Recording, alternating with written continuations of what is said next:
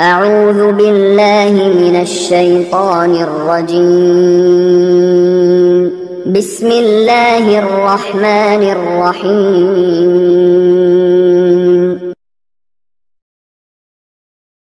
السلام عليكم ورحمة الله وبركاته.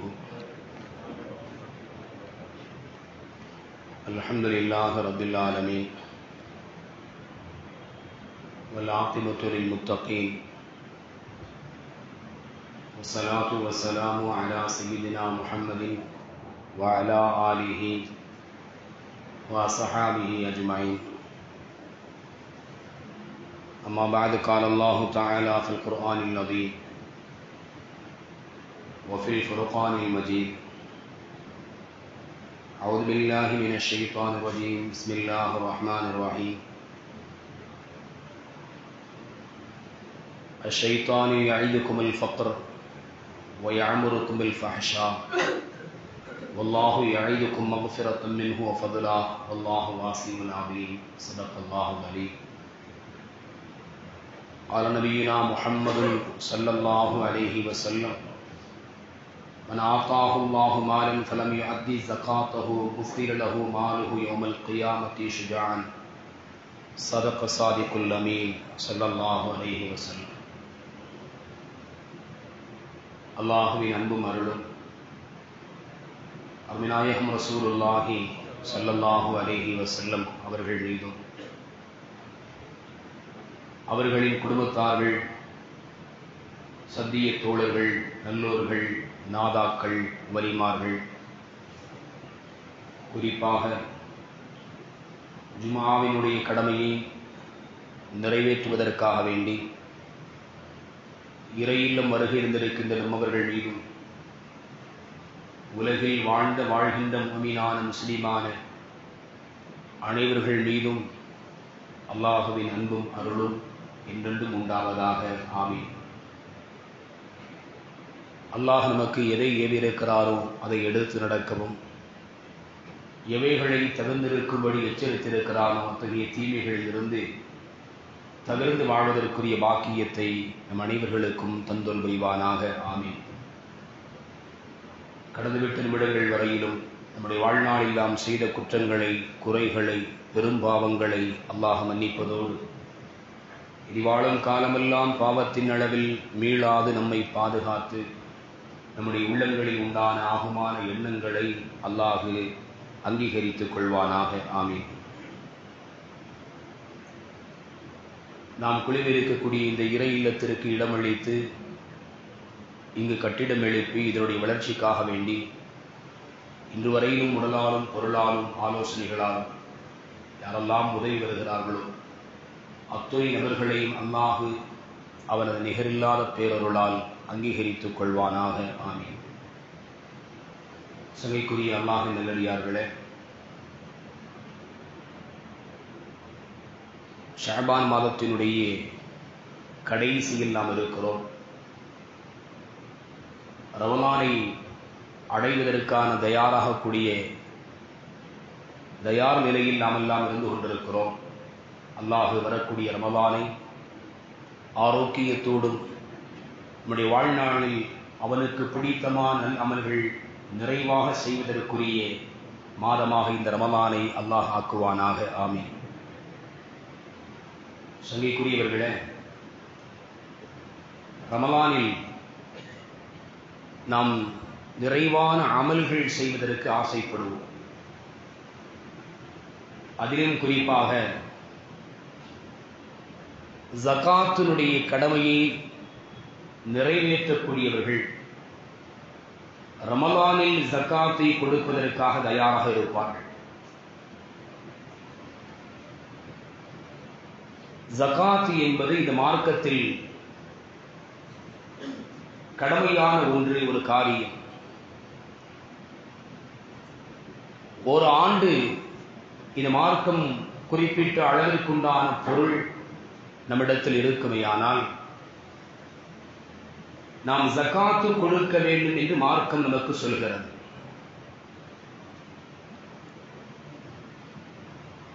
குர்ஆனில் சில விஷயங்கள் அல்லாஹ் அதை இடைத்தே பேசி வருவார். அப்படி 3 விஷயங்கள் இருக்கிறது.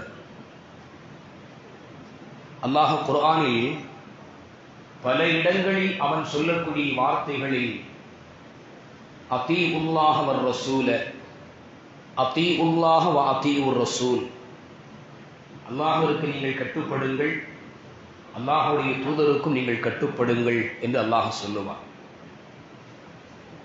ஒரு இடத்தில் அல்லாஹ் இப்படியே சொல்கிறான், அத்தீஉல்லாஹ வ ரசூல, அல்லாஹ்விற்கும் அவருடைய தூதருக்கும் நீங்கள் கட்டுப்படுங்கள், லஅல்லக்கும் துர்ஹமூன், நீங்கள் கிருபை செய்யப்படுவதற்காக வேண்டி என்று அல்லாஹ் சொல்கிறான். ஒருவன் அல்லாஹ்விற்கு கட்டுப்படுகிறான், இறை தூதருக்கு மாற்றம் செய்கிறார் என்று சொன்னால் இங்கு இதாஅத் கட்டுப்படுதல் என்பது பூர்த்தியாகாது. அல்லாஹ்வுடைய கட்டளை ஏற்கிறேன், ரசூலுடைய சொல்லை மறுக்கிறேன் என்று சொன்னால் இங்கு செல்லுபடி ஆகாது. இதற்கு மாற்றமாக ரசூலுடைய சொல்லை நான் ஏற்கிறேன், இறைவனுடைய வார்த்தைகளை கட்டளைகளை நிராகரிக்கிறேன் என்றாலும் அங்கும் செல்லுபடியாகாது. அல்லாஹ்விற்கும் அல்லாஹ்வுடைய ரசூலுக்கும் முழுவதுமாக மனப்பூர்வமாக கட்டுப்படுதல் என்பது இருக்க வேண்டும். இரண்டாவது, அகைமுஸ் ஸலாத் வ ஆத்துஸ் ஸகாத், தொழுகையை நிலைநாட்டுங்கள், ஜகாத்தை கொடுங்கள், நிறைவேற்றுங்கள் என்று அல்லாஹ் சொல்கிறார். இன்றைக்கு சிலர்கள் தொழுகிறார்கள், ஜகாத் என்பது கடமையாக இருக்கிறது, ஆனால் ஜகாத்தை கொடுப்பதில்லை. சிலர்கள் ஜகாத்தை ஆண்டுக்கு ஒரு முறை கணக்கிட்டு கொடுக்கிறார்கள், ஆனால் ஃபர்தான தொழுகைக்கு முக்கியத்துவம் தருவதில்லை. குர்ஆனில் அல்லாஹ் இரண்டையும் இணைத்தே சொல்கிறான். தொழுகையை நிலைநாட்டுங்கள், ஜகாத்தை கொடுங்கள்.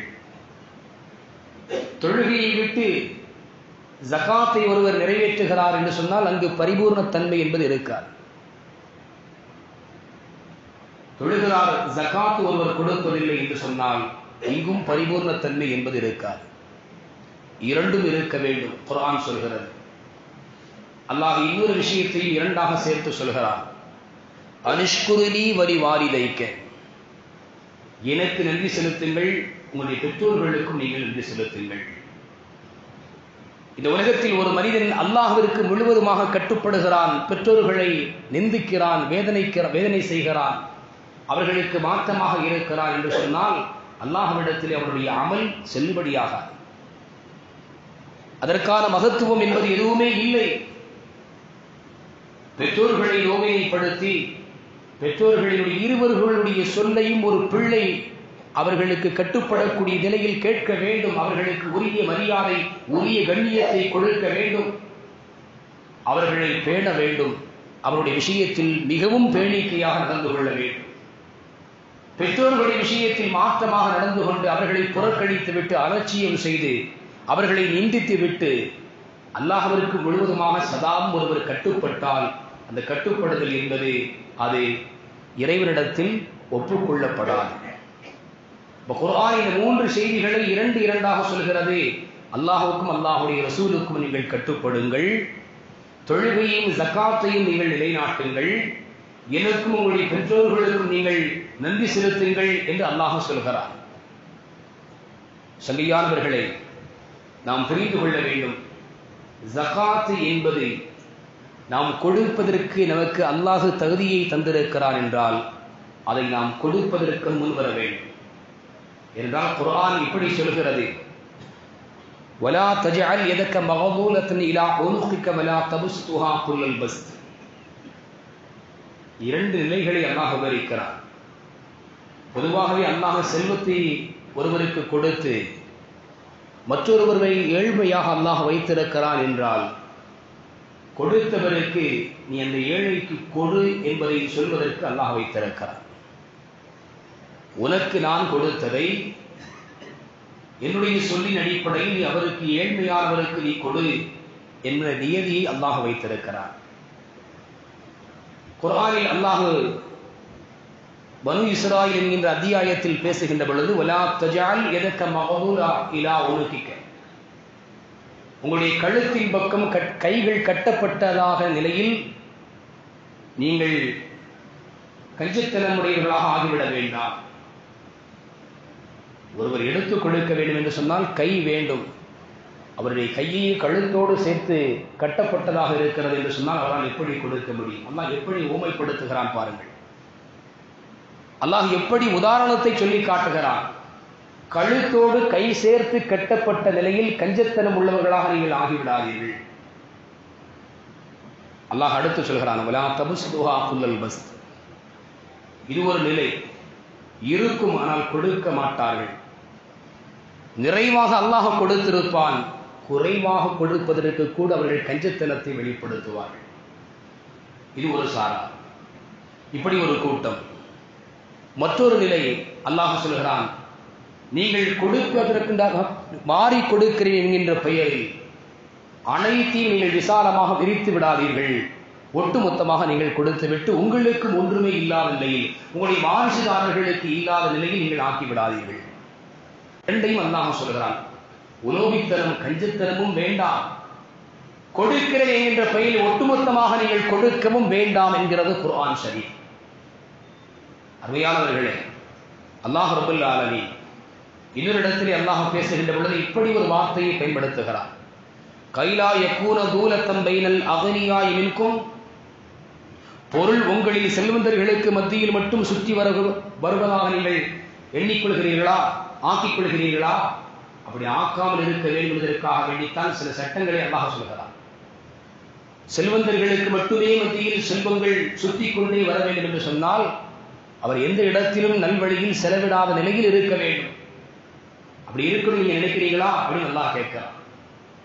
இந்த வார்த்தை நீங்கள் ஏழைகளுக்கு அதற்குரிய கடமைகளை உங்களுடைய செல்வத்தில் இருந்து கொடுக்க வேண்டும் என்பதை குர்ஆன் சொல்கிறது. அல்லாஹ் இன்னொரு இடத்திலே சொல்கிறான், வஆத்தூஹு மிம்மாலில்லாஹில்லதி ஆதாக்கும். கொடுக்கக்கூடியவர்கள் பல்வேறு யோசனைகளுக்கு பின்னால் ஜகாத்து கொடுப்பதற்கு முன் வருகிறார்கள், அல்லது தர்மம் செய்வதற்கு முன் வருகிறார்கள். இன்றைக்கு நம்முடைய சில நேரங்களில் நாம் யோசிக்கிறோம் கொடுப்பதற்கு. நம்முடைய பொருள் கொடுத்தால் குறைந்து விடுமே என்ற எண்ணத்தை ஷைத்தான் நமக்கு தருகிறான். அல்லாஹ் சொல்கிறான், வஆத்தூஹு மிம்மாலில்லாஹில்லதி ஆதாக்கும். அல்லாஹ் உங்களுக்கு கொடுத்த செல்வத்தில் இருந்து அவர்களுக்கு நீங்கள் கொடுங்கள். நீங்கள் சம்பாதித்ததில் இருந்து என்று அல்லாஹ் சொல்லல. நீங்கள் வியாபாரத்தில் பெரும் துயரடைந்து பாடுபட்டு உழைத்த அந்த செல்வத்தில் இருந்து கொடுங்கள் என்று அல்லாஹ் சொல்லல. அல்லாஹ் உங்களுக்கு கொடுத்த செல்வத்தில் இருந்து. குர்ஆன் அழுத்தமாக சொல்கிறது, அல்லதி ஆத்தாக்கும். அல்லாஹ் உங்களுக்கு கொடுத்தவற்றில் இருந்து நீங்கள் அவர்களுக்கு கொடுங்கள். அப்படியானால் நம்முடைய பொருள் என்று நாம் எண்ணுகிறோமே, அது நமக்குரிய பொருள் அல்ல. குர்ஆன் சொல்லக்கூடிய அடிப்படை, இது எனக்குரியது, என்னுடைய சம்பாத்தியம், என்னுடைய உழைப்பு, நான் சிரமப்பட்டு நான் சம்பாதித்த சொத்துக்கள் என்று நாம் பேசுகிறோமே, இது நமக்குரிய பொருள் அல்ல, நமக்குரிய சொத்து அல்ல. இது அல்லாஹ் நமக்கு கொடுத்திருக்கிறார். எண்ணிப்பார்கள், உலகத்தில் நம்மை விடவும் அதிகமாக முயற்சி செய்யக்கூடியவர்கள் எத்தனையோ நபர்கள் நாம் அடையக்கூடிய லாபத்தை அவர்கள் அடைய முடியாமல் இருக்கிறார்கள். நாம் முயற்சி செய்கிறோம், நாம் பாடுபட்டது அப்படின்னு நம்ம சொல்றோம் இல்லையா? நம்மை விட கடுமையாக பாடுபடக்கூடியவர்கள் எத்தனையோ நபர்கள், கடுமை சிரமத்தை மேற்கொள்ளக்கூடியவர்கள், அவர்களுக்கு நமக்கு கிடைத்தது போல லாபம் அவர்களுக்கு கிடைக்கவில்லை என்றால் நாம் புரிந்து கொள்ள வேண்டும், அல்லாஹ் தான் நமக்கு தருகிறார். அல்லாஹ் சொல்கிறான், நான் கொடுத்ததிலிருந்து நீங்கள் அவர்களுக்கு கொடுங்கள். கொடுக்கக்கூடிய நேரம் வருகின்ற பொழுது ஷைத்தான் நம்முடைய உள்ளத்தில் ஒரு விதமான எண்ணத்தில் மாற்றங்களை அவன் ஏற்படுத்துகிறான். குர்ஆனில் அல்லாஹ் இரண்டு செய்தியை அல்லாஹ் பதிவாக்கி இருக்கிறான். அஷைத்தானு யஇதுகுமுல் ஃபக்ர வ யஅமுருகுமில் ஃபஹ்ஷா. ஷைத்தான் ஏழ்மையை கொண்டு உங்களை பயமுறுத்துகிறான். கொடுத்தால் குறைந்து விடுமே. நாம் பொருளில் இருந்து ஜகாத்தை கணக்கிட்டு கொடுத்து விட்டால் நம்மிடத்தில் இருக்கக்கூடிய பொருளாதாரத்தில் ஒரு சிறிய பகுதி குறைந்து விடுமோ என்ற ஒரு எண்ணத்தை, பயத்தை அவன் ஏற்படுத்துகிறான். வயாமுருகுமில் ஃபஹ்ஷா, அருவருப்பானதை அவன் உங்களுக்கு ஏவுகிறான் என்று ஷைத்தானை குறித்து அல்லாஹ் சொல்கிறான். ஒன்று கொடுத்தால் குறைந்து விடும் என்கின்ற பயத்தை அவன் ஏற்படுத்துகிறான், அருவருப்பான காரியத்தை செய்யும்படி உங்களை ஏவுகிறான் என்று அல்லாஹ் ஷைத்தானை குறித்து அடையாளப்படுத்தி விட்டு தன்னுடைய விசாலத்தன்மை அல்லாஹ் அடுத்த வரிகளில் பதிவு செய்வான். வல்லாஹு யஇதுகும் மக்ஃபிரத்தன் மின்ஹு வ ஃபதுலா. அல்லாஹ் அவன் உங்களுக்கு மன்னிப்பை வாக்களிக்கிறான். மன்னிப்பை அவன் வாக்களிக்கிறான். நீங்கள் கொடுத்தால் உங்களுக்கு அவன் புறத்தில் இருந்து உண்டான மன்னிப்பு என்பது இருக்கிறது. இன்னும் செல்வங்களை அவன் அதிகப்படுத்தி தருவான் என்பதை அவன் வாக்குறுதி அளிக்கிறான் என்று ரப்புல் ஆலமீன் அல்லாஹ் சொல்கிறான். வல்லாஹு வாசிஉன் அதீம், அல்லாஹ் விசாலமான குடைத்தன்மையுடையவன், அனைத்தையும் முற்றிலும் அறிந்தவனாக இருக்கிறான் என்று அல்லாஹ் அந்த வசனத்தை நிறைவு செய்கிறான். சகையானவர்களே, ஜகாத்தினுடைய பொருளை நாம் கொடுக்கின்ற பொழுது ஷைத்தானுடைய ஊசலாட்டங்கள், அவருடைய சேட்டைகள் நம்முடைய உள்ளத்தில் எண்ணங்களை மாற்றிவிடக் கூடாது. இதை நான் அல்லாஹ்விற்காக வேண்டி கொடுக்கிறேன் என்கின்ற மனவுறுதியோடு நாம் கொடுக்க வேண்டும். அப்படி கொடுப்பதனால் நம்முடைய பொருள்கள் 4 நிலைகளில் நமக்கு துணையாக பாதுகாப்பாக மாறிவிடுகிறது. ஹிஃபுல் மால், பொருள் பாதுகாக்கப்படுகிறது. ஒருவர் 1 லட்சம் ரூபாயிலிருந்து 2.5% 40 என்ற கணக்கில் 2500 ரூபாயை ஜகாத்தாக அவர் எடுத்து கொடுப்பாரையானால் மீதமுள்ள அனைத்துக்கும் அல்லாஹ் பொறுப்பேற்றுக் கொள்கிறான், அதை பாதுகாக்கிறான்.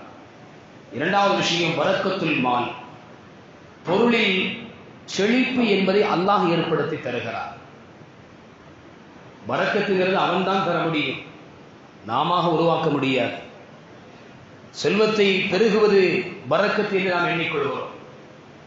நிறைவாக இருப்பது, பெரிய வீட்டில் வசிப்பது, உயர்ந்த கார் வாகனங்களில் வாகனிப்பது, பயணம் செய்வது, இதுதான் பரக்கத்து என்று நாம் எண்ணிக்கொள்கிறோம். அது அல்ல பரக்கத்து. குறைந்ததாக இருந்தாலும் அதை கொண்டு நிறைவான நிலைகளை அல்லாஹ் பூர்த்தியாக்கி தருவான், அதுதான் பரக்கத்து. குறைந்துதான் இருக்கும், மிக குறைந்ததாக இருக்கும், ஆனால் அதை கொண்டு அல்லாஹ் மிகப்பெரிய நிறைவை அல்லாஹ் மனதில் ஏற்படுத்துவான். இந்த இடத்தில் ஜகாத்தை கொடுத்தவர்கள் முதலாவது பெறக்கூடிய விஷயம் ஹிஃபுல் மால், பொருளில் பாதுகாப்பு. இரண்டாவது பரக்கத்துல் மால், செல்வத்தில் உண்டான செழிப்பை அல்லாஹ் தருகிறான். மூன்றாவது அல் இஸ்திமாலு ஃபில் கைர், நன்மையில் அதை செலவிடக்கூடிய தௌஃபீக்கை, வாக்கியத்தை அல்லாஹ் தருகிறார். ஜகாத் நாம கொடுக்கலன்னு வைங்க, அந்த பொருளை நாம் விரும்பாத நிலைகளில், வேறு வழிகளில் நிர்பந்தமாக செலவழிக்க வேண்டிய சூழலை நாம் சந்திக்க வேண்டிய வந்துவிடும். உதாரணத்திற்கு மருத்துவமனைகள் எடுத்துக்கொள்ளுங்கள். மருத்துவமனையில் இருக்க வேண்டும், அதற்கு செலவிட வேண்டும் என்று யாரும் விரும்புவதில்லை. ஜகாத்தை ஒருவர் சரியாக கொடுக்காது இருக்கின்ற பொழுது மருத்துவமனைகள் போன்ற மனிதர்கள் விரும்பாத நிலையில் நிர்பந்தமாக செலவழிக்க வேண்டிய சூழலை அல்லாஹ் ஏற்படுத்தி விடுகிறார். ஜகாத்து கொடுத்தவர்களுக்கு இது மாதிரியான நிலைகள் ஏற்படுவதில்லை. சுருங்க சொல்வதானால் அந்த செல்வங்கள் ஜகாத்து கொடுக்கப்பட்டு மீதம் இருக்கக்கூடிய அவரிடத்தில் உண்டான செல்வத் தொகைகள் அனைத்துமே நல்வழிகளில் செலவிடுவதற்கான நிலையை அல்லாஹ் ஏற்படுத்துகிறார் என்கிறார்கள். மூன்றாவது விஷயம். நான்காவது, கபரில் அவருக்கு உதவியாக வருகிறது. இந்த உலகத்தில் நாம் செய்யக்கூடிய எந்த வியாபாரத்தை நீங்கள் எடுத்துக் கொள்ளுங்கள், 2 நிலை இருக்கும், லாபம் நஷ்டம். எல்லா நேரங்களிலும் லாபம் இருக்கும் என்று சொல்ல முடியாது. எந்த வியாபாரத்தை எடுத்துக்கொண்டாலும், எந்த தொழிலை எடுத்துக்கொண்டாலும் சில நேரங்களில், சில காலங்களில் நஷ்டத்தை நாம் சந்திக்க நேரிடும், சந்தித்தே ஆக வேண்டும். ஆனால் இந்த உலகத்தில் ஒரு முஃமின் செய்யக்கூடிய வியாபாரம், அவன் கொடுக்கக்கூடிய இந்த ஜகாத்தினுடைய இந்த நிலை, இந்த காரியம் என்பது எந்த காலகட்டத்திலும் அது நஷ்டத்தின் பக்கம் அவரை கொண்டு சேர்க்காது. அவருடைய வாழ்க்கையில் இந்த உலகத்திலும் நாளை மறுமைக்கான முதல் படித்தரமாக இருக்கக்கூடிய கபரிலும் அவருக்கு உதவியாக இருக்கும் என்பதை சன்மார்க்கம் நமக்கு சொல்லித் தருகிறது. ஜகாத்து கொடுப்பதற்கான தகுதி இருந்தும் கொடுக்கல அப்படின்னு சொன்னா அல்லாஹ் ரப்பல் ஆலமீன் அவர்களை குறித்து, மறுமையில் அவர்களுக்கான வேதனையை குறித்தும் அல்லாஹ் குர்ஆனில் பதிவு செய்திருக்கிறார். வல்லதீன யக்ரிஸூன الذهب والفضة ولا ينفقون في سبيل الله فبشرهم بعذاب عظيم என்று அல்லாஹ் சொல்கிறார். அவர்களுக்கு அவர்கள் சேமித்து வைத்த தங்கம் வெள்ளியை போன்றுண்டான வேதனைகள் அதன் மூலமாக அவர்களுக்கு கொடுக்கப்படும். அவைகளெல்லாம் நெருப்பில் உருக்கப்பட்டு அவருடைய விலா எலும்புகளில், முதுகுகளிலும் அவைகளெல்லாம் பூசப்படும் என்று அல்லாஹ் ரப்பல் ஆலமீன் எச்சரிக்கிறார். உலகத்தில் இது நமக்குரியது, நாம் சம்பாதித்தது, நாம் எப்படி அதிலிருந்து குறைவானதை கொடுக்க வேண்டுமா என்பதெல்லாம் யோசிக்கிறோம், மறுக்கிறோம். நம்மிடத்தில் செல்வம் இல்லாதது போல் நாம் காட்டிக் கொள்கிறோம். அல்லாஹ் எல்லாம் அறிந்தவனாக இருக்கிறார். நாளை மறுமையில் நமக்கான வேதனையை குறித்து அல்லாஹ் பதிவு செய்திருக்கிறான். முஹம்மது ஸல்லல்லாஹு அலைஹி வஸல்லம் அவர்கள் சொல்கிறார்கள், மன் ஆதாஹுல்லாஹு மாலன் ஃபலம் யுஅத்தி ஸகாத்தஹு, ஒருவருக்கு அல்லாஹ் செல்வத்தை கொடுத்தான், அவர் அதற்குரிய ஜகாத்தை நிறைவேற்றவில்லை. முஸ்தில லஹு மாலுஹு யௌமல் கியாமத்தி ஷுஜாஅன், அல்லாஹ் ரப்பல் ஆலமீன் கியாமத் நாளில் அவர் மீது விஷம், கடுமையான விஷமுடைய பாம்பை அவர் மீது சாட்டுவான். ஸல்லல்லாஹு அலைஹி வஸல்லம் தொடர்ந்து சொல்றாங்க, அவருடைய கழுத்தில் அது தொங்கவிடப்படும். கியாமத்தில் இந்த உலகத்தில் தனக்குரிய செல்வத்தை இறை வழியில் செலவிடாது ஜகாத்தை கணக்கிட்டு கொடுக்காத மனிதனுடைய நிலை நாளை மறுமை நாளில் விஷம், கடுமையான விஷமுடைய பாம்பு அவருடைய கழுத்தில் தொங்கவிடப்படும். அதற்கு 2 கொடுமையான விஷம் தரக்கூடிய பற்கள் இருக்கும். ஸல்லல்லாஹு அலைஹி வஸல்லம் சொல்றாங்க, அந்த பற்களை கொண்டு தொங்கிய நிலையில் அவருடைய கடவாய்களை கொத்திக் கொண்டே இருக்கும் என்கிறார்கள் கண்மணி நாயகம் ரசூலுல்லாஹி ஸல்லல்லாஹு அலைஹி வஸல்லம். நமக்குரிய பொருள் நாம் என்ன இறைவன் சொன்னதற்காக வேண்டி கொடுத்து விட வேண்டுமா? இப்படியெல்லாம் நாம் யோசிக்கிறோம், சில நேரங்களில் பேசி விடுகிறோம். அருமையானவர்களே, அல்லாஹ் கொடுக்க சொல்வது குறைவானதை நாம் கொடுத்து விட்டோம் என்று சொன்னால் மீதம் இருக்கக்கூடிய அனைத்தையும் அல்லாஹ் நிறைவாக்கி தந்து விடுவான். கொடுக்கவில்லை என்று சொன்னால் வேதனை இருக்கிறது என்கிறது குர்ஆனும் ஹதீஸும் நாம் புரிந்து கொள்ள வேண்டும். இப்ப ஜகாத்தினுடைய அளவு என்ன? ரமலானில் நிறைவு நம்ம அதிகமானவர்கள் ஜகாத்து கொடுப்பார்கள். ஏனென்றால் ரமலானில் 1க்கு 10 அல்ல 70 மடங்கு வரையிலும் அல்லாஹ் நன்மையை தருகிறார். 1க்கு 70 அல்லாஹ் தருகிறான். நம்முடைய உள்ளத்தில் உண்டான எண்ணத்தை பொறுத்து அல்லாஹ் இன்னும் அதிகம் ரமலானின் நன்மைகள் அதிகமாக பெற வேண்டும் என்கின்ற நோக்கில் அதிகமானவர்கள் ஜகாத்தை இந்த ரமலானுடைய மாதத்தில் கொடுக்கிறார்கள். ஜகாத்தினுடைய அளவு என்ன? ஒருவரிடத்திலே 612 கிராம் வெள்ளியினுடைய அளவு இருக்குமே, ஆனால் ஜகாத்து அதன் மீது கடமை. இன்றைய விலையின் பிரகாரம் 64,872 ரூபாய் இந்த தொகை. தங்கத்தினுடைய அளவு 84 கிராம் 10.5 பவுன் என்ற அளவிற்கு மார்க்கத்தினுடைய வல்லுநர்கள் சொல்கிறார்கள். இந்த 10.5 பவுன் ஒரு இடத்திலே 1 ஆண்டுகளுக்கு அவர்களுக்கு உபயோகப்படுத்தக்கூடிய ஒரு பெண் அவளுடைய கழுத்தில் அணியக்கூடிய ஆபரணங்களாக அல்லாமல் உபரியாக வைத்திருக்கிறார்கள் என்று சொன்னால் ஜகாத்து கடமை. இந்த 2இல் எதை நாம் எடுத்துக்கொள்வது, கணக்கிடுவது என்று சொன்னால், இன்றைக்கு தங்கத்தை கணக்கிட வேண்டும் என்று சொல்கிறார்கள், வெள்ளியில் குறைந்ததை நாம் கணக்கிட வேண்டும் என்று சொல்கிறார்கள். அதற்கு சில காரணங்கள் உண்டு. ஆனால் தங்கத்தை நாம் கணக்கிட வேண்டும். காரணம், அன்றைக்கு உண்டான சூழலில் தங்கமும் வெள்ளியும் ஒரே தரத்தில் இருந்தது.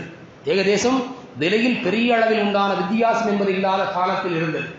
ஆனால் இன்றைக்கு வெள்ளியினுடைய விலையும் தங்கத்தினுடைய விலையை நாம் வைத்து பார்க்கிறோம். ஒரு வெள்ளியினுடைய விலை இன்றைக்கு 106 ரூபாய் 1 கிராம். 106 ரூபாய் வெள்ளியினுடைய விலை. தங்கத்தினுடைய விலை 8,684 ரூபாய் தங்கத்தினுடைய விலை இன்றைக்கு 1 கிராமிற்கு. வெள்ளியையும் தங்கத்தையும் இன்றைக்கு நாம் ஒப்பிட்டு பார்க்க முடியாது. 64,000 ரூபாய் இன்றைக்கு இல்லாதவர்கள் இருக்கிறார்கள் என்று சொன்னால் ரொம்ப குறைவு. 64,000 ரூபாய் யாரிடத்தில் இருக்கிறது அவர்கள் எல்லாம் ஜக்காத்து கொடுக்க வேண்டும் என்கின்ற ஒரு சூழல் வந்துவிடும். அதனால் தங்கத்தை கணக்கிடுங்கள் என்று மார்க்க அறிஞர்கள் சிலர்கள் சொல்கிறார்கள். இன்றைய சூழலில் தங்கத்தை நாம் கணக்கிட்டு 10.5 பவுன் நம்மிடத்தில் இருக்கவே, ஆனால் நாம் அதற்குரிய ஜக்காத்தை கொடுக்க வேண்டும். 40இல் 1 என்ற கணக்கில் ஜக்காத்தை நாம் கொடுக்கணும்.